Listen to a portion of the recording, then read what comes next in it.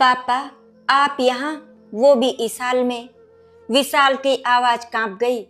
उसके सामने सफेद वर्दी पहने एक व्यक्ति खड़ा था। उसकी कमर झुकी हुई और चेहरे पर समय की गहरी लकीरें आ गई थी। ये व्यक्ति कोई और नहीं, उसके अपने पिता राम स्वरूप थे। राम स्वरूप ने धीरे से सिर उठाया, बेटे को देखा और होंठों पर फीकी मुस्कान ले आए। हाँ बेटा, मैं अब यही काम करता हूँ। विशाल की आंखों में आंसू भर आए। लेकिन पापा, आप तो गांव में खेती करते थे, फिर यहाँ कैसे? राम स्वरूप ने गहरी सांस ली और बोले, बेटा, बैंक का कर्ज समय पर नहीं चुका पाए। बारिश ने 3 साल फसल खराब कर दी। एक एक करके सब बिकता गया। आखिर में खेत भी नीलाम हो गए। गांव वालों ने ताने मारने शुरू कर दिए। कहते थे, बेटे को शहर में पढ़ाने के लिए सब कुछ बेच दिया और बेटा वापस मुड़कर देखने भी नहीं आया। वो लोग मुझ पर हंसते थे। बेटा, तेरी माँ हर रोज चौखट पर बैठकर तेरा इंतजार करती थी, लेकिन तू तो आया ही नहीं। सबके तानों से परेशान होकर हमने गांव ही छोड़ दिया। यहाँ शहर में मेरा बचपन का दोस्त मिला, उसी ने इस कंपनी में गार्ड की नौकरी लगवा दी। विशाल का सिर शर्म से झुक गया। उसकी आंखों के सामने सालों की पुरानी तस्वीरें घूमने लगी। कैसे उसके पिता सुबह 4 बजे उठकर खेत जाते थे, उसकी किताबों के लिए पैसे बचाते थे। माँ अपने लिए नई साड़ी नहीं खरीदती थी ताकि बेटे की फीस समय पर जमा हो सके। इंजीनियरिंग की पढ़ाई पूरी करने के बाद विशाल को बड़ी कंपनी में नौकरी मिली। फिर अपनी मेहनत से वो करोड़ों की कंपनी का मालिक बन गया। दौलत, बंगला, गाड़ी, विदेशी दौरे, सब कुछ मिल गया। लेकिन इस चमक दमक में उसने अपने बूढ़े माता पिता का हाल तक नहीं पूछा।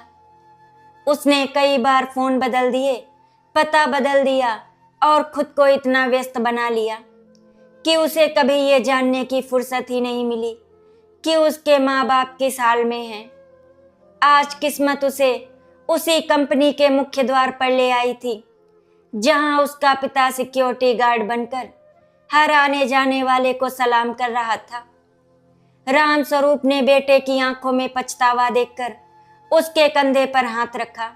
रो मत बेटा, बाप अपने बेटे से हिसाब नहीं मांगता। तू खुश है, यही बहुत है। बहू और बच्चे ठीक है। कभी मौका मिले तो उन्हें लेकर आना, उनकी शक्ल देख लेंगे। तेरी माँ तो रोज भगवान से यही दुआ करती है कि मरने से पहले एक बार अपने पोते पोती को देख ले। ये सुनते ही विशाल के पैरों तले जमीन खिसक गई। उसे एहसास हुआ जिसने उसे करोड़पति बनाया, वो आज 2 वक्त की रोटी के लिए नौकरी कर रहा है। फिर भी उसके मन में बेटे के लिए शिकायत नहीं, सिर्फ प्यार है। विशाल पिता के पैरों में गिर पड़ा और फूट फूट कर रोने लगा। कंपनी के कर्मचारी ये दृश्य देखकर हैरान थे। कोई समझ नहीं पा रहा था कि अरबों की संपत्ति का मालिक एक साधारण गार्ड के पैरों में क्यों पड़ा है। राम स्वरूप ने जल्दी से उसे उठाया और धीमी आवाज में बोले, बेटा, यहाँ तमाशा मत बना, मेरी नौकरी चली जाएगी। मालिक लोग देख लेंगे तो समझेंगे कि मैं ड्यूटी छोड़कर रिश्तेदारी निभा रहा हूँ। विशाल ने आंसू पोंछे और चारों तरफ देखा। उसे अपनी सफलता पहली बार बोझ जैसी लग रही थी। उसने पिता के हाथों की ओर देखा। उन हाथों में अब खेती की मिट्टी नहीं बल्कि डंडा पकड़ने की मजबूरी थी। हथेलियों की दरारें बता रही थी कि उम्र के इस पड़ाव पर भी उन्हें आराम नहीं मिला। विशाल का दिल अंदर से टूट चुका था। उसने मन ही मन फैसला कर लिया कि अब वो अपने माता पिता को कभी अकेला नहीं छोड़ेगा। लेकिन उसे ये नहीं पता था कि उसके घर में बैठी उसकी पत्नी और उसका अहंकार इस फैसले को आसान नहीं बनने देंगे। विशाल अपने पिता राम स्वरूप का हाथ पकड़कर कंपनी के गेट के कोने में बनी छोटी सी कुर्सी पर बैठ गया। उसकी आंखों से आंसू लगातार बह रहे थे और मन में एक ही सवाल बार बार उठ रहा था कि आखिर उसने ऐसा कौन सा सपना पूरा किया जिसकी कीमत उसके माता पिता की खुशियां बन गई। उसने धीमी आवाज में कहा, पापा मुझसे बहुत बड़ी गलती हो गई। मैं दौलत कमाने की दौड़ में इतना आगे निकल गया कि पीछे मुड़कर देखना ही भूल गया। एक बार आपने फोन किया था, तब मैं विदेश जाने की तैयारी कर रहा था। फिर मैंने सोचा कि लौटकर आराम से बात करूंगा, लेकिन वही बात महीनों में और महीने सालों में बदल गए। मैं अपनी दुनिया में खो गया और आप दोनों मेरी दुनिया से ही बाहर हो गए। राम स्वरूप ने बेटे की बात बीच में ही रोक दी और मुस्कुराने की कोशिश करते हुए बोले, बेटा, इंसान से गलती हो जाती है। माँ बाप अपने बेटे की गलती को दिल में नहीं रखता। हमें बस इस बात का दुख था कि कहीं तू हमें भूल तो नहीं गया। तेरी माँ हर त्योहार पर तेरी पसंद की खीर बनाती थी, फिर खुद ही रोते हुए उसे पड़ोस के बच्चों में बांट देती थी। हर शाम घर के बाहर बैठकर सड़क की तरफ देखती रहती थी कि शायद आज मेरा बेटा आ जाए। जब खेत नीलाम हुए और लोग ताने मारने लगे कि पढ़ा लिखा कर बेटा शहर भेज दिया, अब वही बेटा बूढ़े माँ बाप को छोड़ गया, तब उसकी आंखों के भी आंसू सूख गए थे। मजबूरी में हम गांव छोड़कर इस शहर में आ गए, लेकिन तेरी माँ आज भी हर सुबह भगवान से यही प्रार्थना करती है कि मरने से पहले एक बार अपने बेटे का चेहरा देख ले। पिता की बातें सुनकर विशाल का दिल हजार टुकड़ों में बिखर गया। उसे अपना बचपन का एक एक पल याद आने लगा। कैसे उसकी माँ सावित्री अपने हिस्से का दूध उसे पिला देती थी और खुद पानी पीकर सो जाती थी। कैसे पिता नई चप्पल खरीदने की बजाय उसकी किताबें खरीदते थे। कॉलेज की फीस भरने के लिए माँ ने अपनी शादी के समय में मिली सोने की चूड़ियां बेच दी और पिता ने बिना बताए गांव के साहूकार से ब्याज पर पैसे उठा लिए थे। उस समय विशाल ने वादा किया था कि एक दिन वो अपने माता पिता को दुनिया की सारी खुशियां देगा, लेकिन सफलता मिलने के बाद उसके आसपास ऐसे लोग आ गए जिन्होंने उसे ये विश्वास दिला दिया कि गांव के लोग उसकी इज्जत कम कर देंगे। उसकी पत्नी नैना भी हमेशा कहती थी कि बड़े लोगों की दुनिया में पुराने रिश्तों की बातें अच्छी नहीं लगती। धीरे धीरे विशाल ने खुद को अपने ही माता पिता से दूर कर लिया। आज जब उसने अपने पिता को गार्ड की वर्दी में देखा तो उसे पहली बार समझ आया कि पैसा आदमी को अमीर बना सकता है, लेकिन रिश्तों से दूर करके उसे अंदर से सबसे गरीब भी बना देता है। इसी बीच कंपनी के कुछ कर्मचारी गेट पर जमा होने लगे। सब हैरानी से देख रहे थे कि उनका मालिक एक साधारण गार्ड के सामने सिर झुकाए खड़ा है। तभी कंपनी का मैनेजर दौड़ता हुआ आया और गुस्से में राम स्वरूप से बोला, रामू, ड्यूटी पर बातें करने के पैसे नहीं मिलते। अगर नौकरी करनी है तो सही से करो, नहीं तो अभी हिसाब कर देता हूँ। राम स्वरूप तुरंत खड़े हो गए और हाथ जोड़कर बोले, साहब माफ कर दीजिए, मेरा बेटा कई साल बाद मिला है, बस 2 मिनट बात कर रहा था। मैनेजर ने तिरस्कार से कहा, हर कोई यही बहाना बनाता है, गार्ड हो तो गार्ड की तरह रहो। ये सुनते ही विशाल का चेहरा लाल हो गया। उसने पहली बार महसूस किया कि जिस अपमान का दर्द उसके पिता इतने दिनों से चुपचाप सह रहे थे वो कितना गहरा होगा। लेकिन राम स्वरूप ने बेटे की तरफ देखकर आंखों से ही इशारा किया कि वो कुछ भी ना बोले। उनके चेहरे पर वही पुराना धैर्य था जो हर मुश्किल में परिवार को संभाल लेता था। विशाल चुप रहा, लेकिन उसके अंदर एक तूफान उठ चुका था। उसने उसी पल मन ही मन फैसला कर लिया कि अब वो सिर्फ अपने माता पिता को सम्मान के साथ अपने घर नहीं ले जाएगा, बल्कि उन्हें वो सारी खुशियां लौटा कर रहेगा जिनकी कुर्बानी देकर उन्होंने उसे इस मुकाम तक पहुंचाया है। विशाल ने अपने पिता राम स्वरूप का हाथ मजबूती से पकड़ लिया और बिना कुछ कहे उन्हें कंपनी के मुख्य भवन की ओर ले जाने लगा।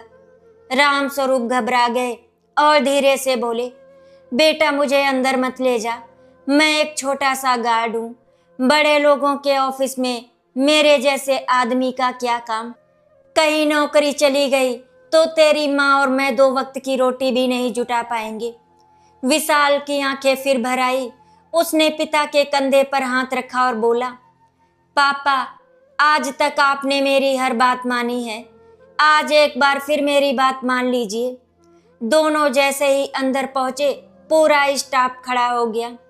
हर कर्मचारी अपने मालिक को सलाम कर रहा था, लेकिन जब सबने देखा कि वही गार्ड जिसके साथ वे रोज सामान्य व्यवहार करते थे, मालिक उसका हाथ पकड़कर चल रहे थे, तो पूरे ऑफिस में सन्नाटा छा गया। विशाल सीधे अपने कैबिन में पहुंचा और पिता को अपनी कुर्सी पर बैठा दिया। राम स्वरूप तुरंत घबरा कर उठ गए और बोले, बेटा ये कुर्सी तेरी मेहनत की है, मैं इस पर कैसे बैठ सकता हूँ? विशाल उनके पैरों के पास बैठ गया और रूंधे गले से बोला, पापा इस कुर्सी पर मेरा नहीं आपका हक है। अगर आपने खेत में पसीना ना बहाया होता, माँ ने भूखे रहकर मुझे ना पढ़ाया होता, तो मैं आज यहाँ तक कभी नहीं पहुँच पाता। उसी समय कंपनी का वही मैनेजर अंदर आया जिसने कुछ देर पहले राम स्वरूप को सबके सामने डांटा था। उसने जैसे ही देखा कि गार्ड मालिक की कुर्सी के पास बैठा है, वो गुस्से में कुछ बोलने ही वाला था कि विशाल ने शांत लेकिन कठोर आवाज में कहा, पहले अपने शब्दों का ध्यान रखिए, ये मेरे पिता हैं। ये सुनते ही मैनेजर के चेहरे का रंग उड़ गया। उसके हाथ कांपने लगे और वो तुरंत राम स्वरूप के सामने हाथ जोड़कर खड़ा हो गया। पूरे ऑफिस के कर्मचारियों की निगाहें झुक गईं, जिन्हें वे एक साधारण बूढ़ा गार्ड समझते थे, वही इस साम्राज्य के मालिक का पिता निकला। राम स्वरूप ने सबकी तरफ देखकर मुस्कुराते हुए कहा, किसी की गलती नहीं है, मैंने कभी किसी को नहीं बताया कि मैं किसका पिता हूँ। मेहनत की कमाई में शर्म कैसी? उनके शब्द सुनकर कर्मचारियों की आंखें नम हो गईं। विशाल अपने पिता के चेहरे की सादगी देख रहा था और उसे लग रहा था कि दुनिया की सबसे बड़ी दौलत बैंक बैलेंस नहीं, बल्कि ऐसा चरित्र है जो अपमान में भी विनम्रता नहीं छोड़ता। शाम को विशाल अपनी सबसे महंगी कार लेकर पिता के साथ उस छोटे से किराए के कमरे में पहुंचा जहां उसकी मां सावित्री रहती थी। कमरे की छत टपक रही थी, दीवारों पर सीलन थी और एक कोने में पुराना चूल्हा रखा था। सावित्री फटे हुए तकिए का गिलाफ सिल रही थी। दरवाजा खुला तो उसने राम स्वरूप को देखा, लेकिन उनके पीछे खड़े विशाल पर नजर पड़ते ही उसकी उंगलियों से सुई गिर गई। कुछ पल तक वो बिना पलक झपकाए बेटे को देखती रही, फिर कांपते कदमों से उसके पास आई और उसके चेहरे को दोनों हाथों से पकड़ लिया। विशाल मेरा बेटा, इतना कहते ही उसकी आवाज भर्रा गई और वो उसके सीने से लगकर फूट फूट कर रोने लगी। विशाल भी बच्चों की तरह बिलक पड़ा। माँ उसके सिर पर हाथ फेरती रही, जैसे वो आज भी वही छोटा बच्चा हो जो स्कूल जाने से पहले उसकी गोद में सिर रखकर सो जाता था। कमरे में मौजूद हर चीज उस मिलन की गवाह बन गई, जिसमें वर्षों की दूरी, शिकायतें और दर्द आंसुओं में बह रहे थे। लेकिन इसी भावुक पल में विशाल के मोबाइल की घंटी बजी। दूसरी तरफ उसकी पत्नी नैना थी। उसने तेज आवाज में कहा, आप कहाँ हैं? आज घर पर बड़ी पार्टी रखी है और सब मेहमान आपका इंतजार कर रहे हैं। विशाल ने धीमी आवाज में कहा, मैं माँ पापा के पास हूँ, उन्हें अपने साथ घर लेकर आ रहा हूँ। ये सुनते ही नैना का स्वर बदल गया। क्या वे हमारे साथ रहेंगे? बिना मुझसे पूछे आपने इतना बड़ा फैसला कैसे कर लिया? फोन कट गया, लेकिन विशाल समझ चुका था कि असली परीक्षा अब शुरू होने वाली है। विशाल ने फोन जेब में रखा और अपनी माँ सावित्री की तरफ देखा। सावित्री ने बेटे के चेहरे पर चिंता की लकीरें साफ पढ़ ली थी। वो हल्की मुस्कान के साथ बोली, बेटा बहू नाराज हो गई क्या? अगर ऐसा है तो हमें अपने साथ ले जाने की जरूरत नहीं है। हमने पूरी जिंदगी जैसे तैसे काटी है, बाकी की जिंदगी भी कट जाएगी। तुम बस कभी कभी अपनी माँ से मिलने आते रहना। हमें किसी महल की चाह नहीं है, बस इतना सुकून चाहिए कि हमारा बेटा खुश रहे। ये सुनते ही विशाल का दिल भर आया। उसने माँ के पैरों में बैठते हुए कहा, माँ, मैंने पहले ही बहुत बड़ी गलती की है। अब मैं आपको अपने से दूर नहीं रहने दूंगा। जिस घर को मैंने करोड़ों रुपए खर्च करके बनाया है, उसमें सबसे पहला हक आपका और पापा का है। अगर उस घर में आपके लिए जगह नहीं है तो फिर वो घर मेरे लिए किसी काम का नहीं। राम स्वरूप ने बेटे को समझाने की कोशिश की। बेटा, रिश्ते जबरदस्ती नहीं निभाए जाते। अगर बहू तैयार नहीं तो हम यहीं पर ठीक हैं। लेकिन इस बार विशाल का फैसला पत्थर की लकीर बन चुका था। उसने दोनों का सामान उठाया, माँ का हाथ पकड़ा और उन्हें अपनी कार में बैठा कर सीधे अपने आलीशान बंगले की ओर चल पड़ा। बंगले के बाहर रोशनी की जगमगाहट थी, महंगी गाड़ियों की कतार लगी थी और शहर के बड़े बड़े लोग पार्टी में शामिल होने आए थे। जैसे ही विशाल की कार रुकी, नौकर दौड़कर दरवाजा खोलने आए। पहले राम स्वरूप उतरे, जिनकी साधारण धोती कुर्ता और घिसी हुई चप्पलों को देखकर मेहमान एक दूसरे की तरफ देखने लगे। फिर सावित्री उतरी, जिनकी पुरानी साड़ी पर जगह जगह रफू किया गया था। तभी नैना गुस्से से बाहर आई और धीमी लेकिन तीखी आवाज में बोली, विशाल, आप सचमुच इन्हें यहाँ पर ले आए? इतने बड़े लोगों के सामने हमारी क्या इज्जत रह जाएगी? विशाल ने पहली बार अपनी पत्नी की आंखों में सीधे देखते हुए कहा, इज्जत कपड़ों से नहीं संस्कारों से होती है। जिन लोगों ने मुझे इस मुकाम तक पहुंचाया, आज अगर मैं उन्हें अपने घर नहीं ला सकता तो मुझे अमीर कहलाने का कोई अधिकार नहीं। नैना कुछ बोल पाती उससे पहले पार्टी में मौजूद एक उद्योगपति राम स्वरूप के पास आए और सम्मान से उनके पैर छू लिए। उन्होंने कहा, आज समझ आया कि विशाल जी इतने बड़े इंसान क्यों हैं, क्योंकि उनके पिता इतने महान हैं। ये दृश्य देखकर कई मेहमानों ने भी राम स्वरूप और सावित्री का आदर किया, लेकिन नैना के चेहरे पर अब भी असंतोष साफ दिखाई दे रहा था। रात गहराती गई और मेहमान एक एक करके चले गए। विशाल ने अपने माता पिता के लिए सबसे बड़ा कमरा तैयार करवाया, लेकिन नैना ने नौकरों के सामने ही कह दिया, ये कमरा मेहमानों के लिए है, इन्हें पीछे वाले हिस्से में रख दीजिए। ये सुनकर पूरे घर में सन्नाटा छा गया। सावित्री तुरंत बोली, बहू ठीक कह रही है बेटा, हमें छोटा कमरा ही दे दो। हमने कभी बड़े बिस्तर पर सोना सीखा ही नहीं। उनकी आवाज में शिकायत नहीं बल्कि अपनापन था। लेकिन विशाल ने शांत स्वर में कहा, माँ, आपने पूरी जिंदगी मुझे सबसे अच्छा दिया और खुद सबसे कम में गुजारा किया। अब ऐसा कभी नहीं होगा। उसने नौकरों से कहा कि माता पिता का सामान उसी कमरे में रखा जाए। नैना बिना कुछ बोले अपने कमरे में चली गई, लेकिन उसके मन में गुस्से की आग जल रही थी। दूसरी तरफ सावित्री रात भर सो नहीं सकी। वो बार बार भगवान से यही प्रार्थना करती रही कि कहीं उसकी वजह से बेटे का घर ना टूट जाए। अगली सुबह सूरज की पहली किरण अभी आंगन में पहुंची भी नहीं थी कि सावित्री की आंख खुल गई। वर्षों की आदत थी, इसीलिए वो चुपचाप उठी, नहाकर पूजा की और फिर रसोई की ओर बढ़ गई। उन्होंने देखा कि नौकर अभी तक नहीं आए थे और नैना भी अपने कमरे में थी। सावित्री ने सोचा कि इतने बड़े घर में इतने लोगों का काम होगा, इसीलिए उन्होंने अपने हाथों से चाय बनाई, आटा गूंथा और विशाल के लिए उसके पसंद के आलू के पराठे बनाने लगी। रसोई में घी की खुशबू फैल गई। तभी नैना अंदर आई और गुस्से से बोली, माँ जी, आपको किसने कहा था रसोई में आने के लिए? अगर कुछ टूट जाता या गंदगी हो जाती तो कौन जिम्मेदार होता? यहाँ हर चीज एक नियम से चलती है। सावित्री ने मुस्कुराकर कहा, बहू मैंने तो बस सोचा कि मेरा बेटा इतने साल बाद मेरे हाथ का खाना खा लेगा।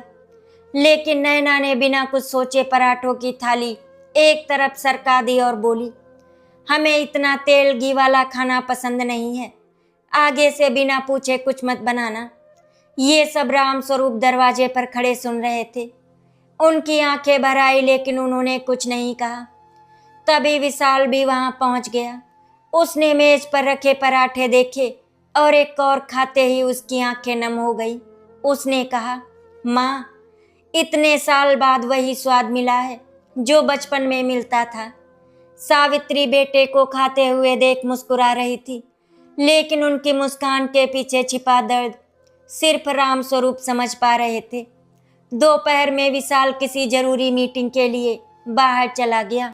उसके जाते ही नैना की माँ और उसकी 2 सहेलियां घर आ गई। उन्होंने जब सावित्री और राम स्वरूप को साधारण कपड़ों में देखा तो आपस में फुसफुसाने लगी। नैना की माँ ने व्यंग करते हुए कहा, बेटी, इतने बड़े बंगले में गांव वाले भी रहने लगे हैं क्या? मेहमान क्या सोचेंगे? नैना चुप रही, लेकिन उसकी खामोशी ही उसकी सहमति बन गई। ये बातें सावित्री ने साफ साफ सुन ली। उन्होंने धीरे से राम स्वरूप का हाथ पकड़ा और कहा, चलो जी, हम यहाँ बोझ बनकर नहीं रहेंगे। हमारा बेटा बहुत अच्छा है, लेकिन उसकी गृहस्थी में हमारी वजह से रोज कलह हो, ये हमसे देखा नहीं जाएगा। राम स्वरूप ने भी भारी मन से सिर हिला दिया। दोनों ने अपने पुराने कपड़े एक छोटे से थैले में रखे और बिना किसी को बताए घर से निकल पड़े। जाते जाते सावित्री ने विशाल के कमरे में बाहर एक चिट्ठी रख दी, जिसमें सिर्फ इतना लिखा था, बेटा, माँ बाप का प्यार कभी कम नहीं होता। हम जा रहे हैं ताकि तेरे घर की खुशियाँ बनी रहें। जब भी याद आए बस इतना समझ लेना कि तेरी माँ हर जन्म में तुझे ही अपना बेटा मानेगी। शाम को विशाल घर लौटा तो पूरे घर में सन्नाटा था। उसने सबसे पहले माता पिता के कमरे की तरफ देखा, लेकिन कमरा खाली था। बिस्तर करीने से लगा था और मेज पर वही चिट्ठी रखी थी। जैसे जैसे वो हर शब्द पढ़ता गया, उसके हाथ कांपने लगे और आंखों से आंसू बहने लगे। उसने पूरे घर में माता पिता को खोजा, नौकरों से पूछा, लेकिन किसी को कुछ नहीं पता था। तभी एक नौकर ने डरते डरते बताया कि उसने सुबह दोनों बुजुर्गों को पैदल जाते हुए देखा था। विशाल ने बिना एक पल गवाए अपनी कार निकाली और उन्हें ढूंढने निकल पड़ा। दूसरी तरफ राम स्वरूप और सावित्री शहर की भीड़ भाड़ वाली सड़क पर धीरे धीरे चल रहे थे। उनके पास ना रहने की जगह थी, ना खाने का इंतजाम, लेकिन दोनों एक दूसरे का हाथ थामे हुए थे। अचानक तेज रफ्तार से आती एक कार ने संतुलन खो दिया और सीधे उनकी तरफ बढ़ने लगी। चारों ओर लोगों की चीखें गूंज उठी। अगले ही पल क्या हुआ ये कोई नहीं समझ पाया। दूर खड़ा विशाल पूरी ताकत से उनकी ओर दौड़ रहा था और उसकी आवाज पूरे रास्ते में गूंज रही थी, माँ, पापा। विशाल पूरी ताकत से दौड़ रहा था। उसकी आंखों के सामने सिर्फ अपने माँ बाप का चेहरा था। सड़क पर लोगों की भीड़ जमा हो चुकी थी और तेज रफ्तार कार बिल्कुल राम स्वरूप और सावित्री के सामने पहुंच गई थी। तभी एक युवक ने फुर्ती दिखाते हुए सावित्री को अपनी तरफ खींच लिया और राम स्वरूप भी गिरते गिरते बच गए। विशाल दौड़कर पहुंचा और बिना कुछ सोचे दोनों को अपनी बाहों में भर लिया। उसकी सांसें तेज चल रही थी और आंसू रुकने का नाम नहीं ले रहे थे। वो बच्चों की तरह रोते हुए बार बार कह रहा था, माँ, पापा, मुझे माफ कर दीजिए। पहले मैंने आपको सालों तक अकेला छोड़ दिया और आज फिर मेरी वजह से आप घर छोड़कर चले गए। अगर आपको कुछ हो जाता तो मैं जिंदगी भर खुद को कभी माफ नहीं कर पाता। सावित्री ने कांपते हाथों से बेटे का चेहरा सहलाया और बोली, बेटा, माँ बाप अपने बच्चों से नाराज नहीं होते। हम तो बस ये चाहते थे कि तेरे घर में सुख शांति बनी रहे। अगर हमारी वजह से तेरी जिंदगी में परेशानी आती तो हमें कभी चैन नहीं मिलता। राम स्वरूप ने भी बेटे के सिर पर हाथ रखकर कहा, जिस दिन बेटा अपनी गलती मान लेता है उसी दिन वो पहले से बड़ा इंसान बन जाता है। उसी समय पीछे से नैना भी रोती हुई वहां पहुंच गई। उसके साथ उसकी माँ भी थी। नौकर ने जब उसे बताया कि सास ससुर घर छोड़कर चले गए हैं और विशाल उन्हें ढूंढने निकल गया है, तब पहली बार उसे अपनी गलती का एहसास हुआ। उसने भीड़ के बीच पहुंचते ही सावित्री के पैरों में सिर रख दिया और फूट फूट कर रोने लगी। माँ जी, मुझे माफ कर दीजिए। मैं बड़े घर की बहू बनने के घमंड में ये भूल गई कि जिन लोगों ने अपना सब कुछ बेचकर विशाल को इस मुकाम तक पहुंचाया, वही इस घर के सबसे बड़े सम्मान के हकदार हैं। मैंने आपके कपड़े देखे, आपकी सादगी देखी, लेकिन आपका त्याग नहीं देख पाई। मुझे माफ कर दीजिए। सावित्री ने तुरंत उसे उठाकर गले लगा लिया और बोली, बेटी, परिवार में माफी नहीं सिर्फ अपनापन होता है। अगर तू सच में हमें अपना मानती है तो बस आज के बाद हमें कभी अपने से अलग मत समझना। ये दृश्य देखकर आसपास खड़े लोगों की आंखें भी नम हो गईं। नैना की माँ भी शर्म से सिर झुकाकर खड़ी थी। उन्होंने राम स्वरूप और सावित्री से हाथ जोड़कर कहा, आज समझ आया कि अमीरी पैसे से नहीं संस्कारों से होती है। कुछ दिनों बाद विशाल अपने माता पिता को लेकर उसी गांव पहुंचा जहां कभी उनका खेत नीलाम हो गया था। पूरे गांव के लोग चौपाल पर इकट्ठा हो गए। जिन लोगों ने कभी ताने दिए थे वे आज चुपचाप खड़े थे। विशाल ने सबके सामने घोषणा की कि उसने वो खेत वापस खरीद लिया है।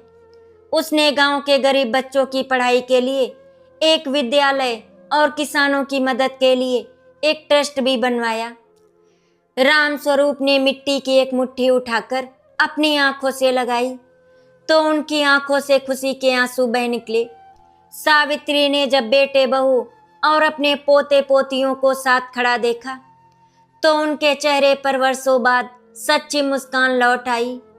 नैना अब हर सुबह सबसे पहले अपने सास ससुर के चरण छूती और उनके हाथ का बना खाना पूरे परिवार के साथ बैठकर खाती।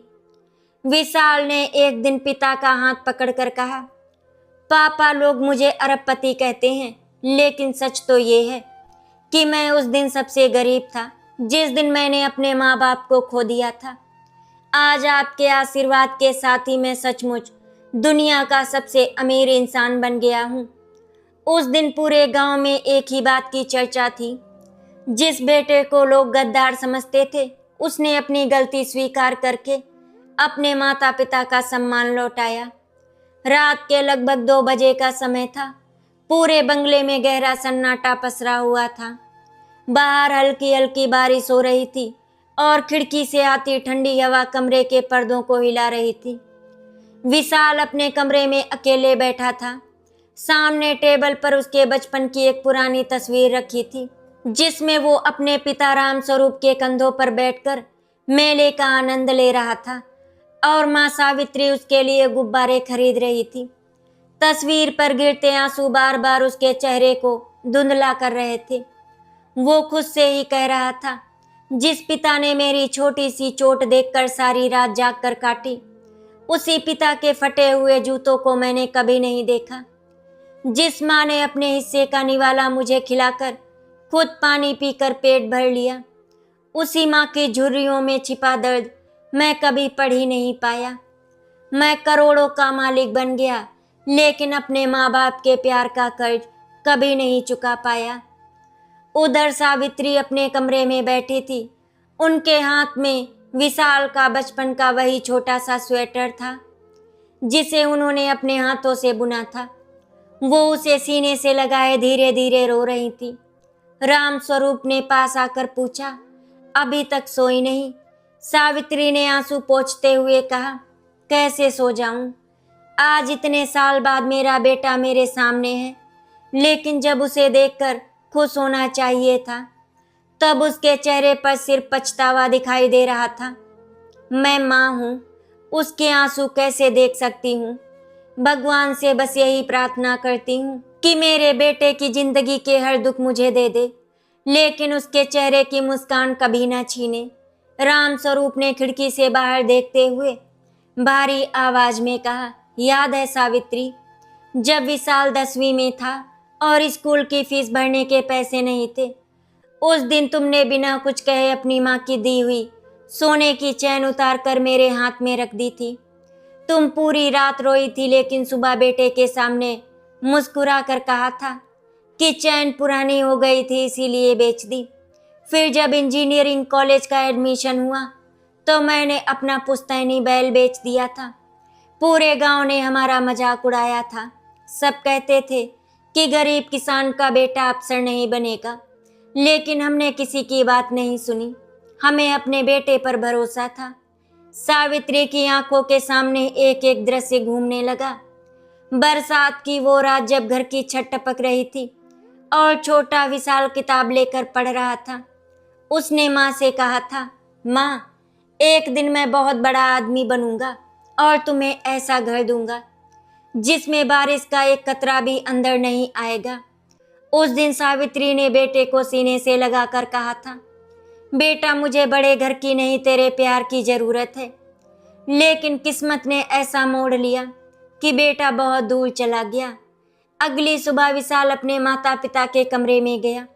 उसने देखा कि माँ चुपचाप भगवान के सामने दीपक जला रही थी और पिता पुराने चश्मे से रामचरितमानस पढ़ रहे थे। विशाल बिना कुछ बोले दोनों के पैरों में बैठ गया। उसकी आवाज कांप रही थी, पापा, माँ, अगर समय वापस आ जाए तो मैं अपनी सारी दौलत छोड़ दूं, वो साल वापस ले आऊं जब आप दोनों मेरे इंतजार में दरवाजे पर बैठे रहते थे। मुझे माफ कर दीजिए। राम स्वरूप ने बेटे का सिर अपनी गोद में रख लिया। उनके हाथ कांप रहे थे, लेकिन प्यार पहले जैसा ही था। उन्होंने कहा, बेटा, पिता अपने बेटे से कभी नाराज नहीं होता। नाराजगी तो परायों से होती है। तू तो हमारा खून है। जब तू छोटा था और चलना सीख रहा था तब तू रोज गिरता था। क्या हमने कभी तुझे उठाना छोड़ा? आज जिंदगी की राह में तू गिर गया था तो क्या हम तुझे छोड़ देते? इतना सुनते ही सावित्री भी रोते हुए बेटे के पास बैठ गई। उन्होंने उसके आंसू अपने आंचल में पोंछते हुए कहा, जब तू पैदा हुआ था डॉक्टर ने तुझे मेरी गोद में रखा था। उस दिन मैंने भगवान से सिर्फ एक दुआ मांगी थी कि मेरा बेटा हमेशा खुश रहे।